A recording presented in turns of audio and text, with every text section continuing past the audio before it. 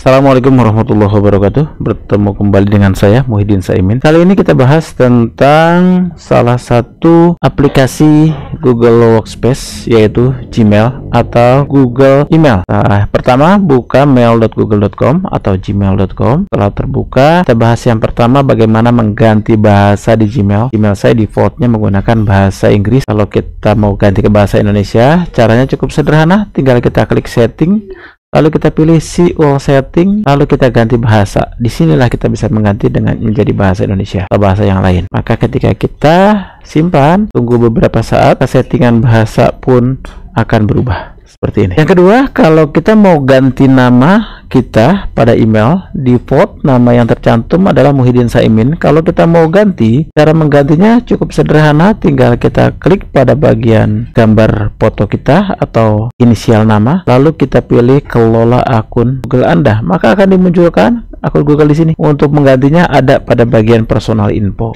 Silahkan diganti dan disesuaikan, termasuk keamanan, misalnya dengan menggunakan two-step verification.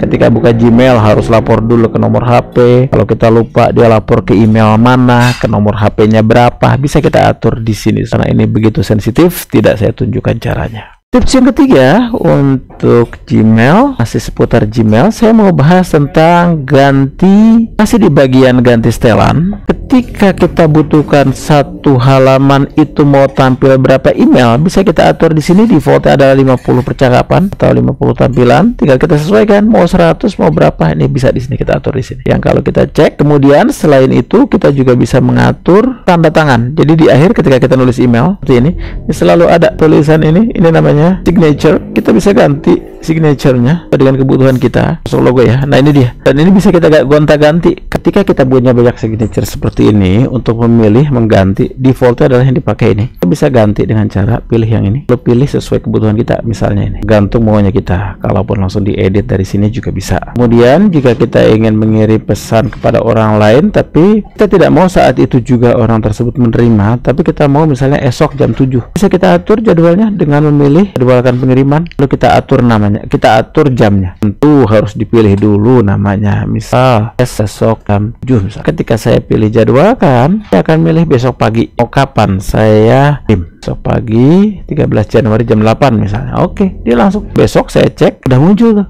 emailnya saya yang saya kirimkan. Demikian sedikit tip and trick tentang email, putaran ganti bahasa yang kita bahas. Kita bahas hari ini hanya bagian dikit saja ya, mulai dari ganti bahasa, tambah signature, edit signature, jadwalkan pengiriman email. Kira cukup untuk materi awal. Terima kasih. Assalamualaikum warahmatullahi wabarakatuh.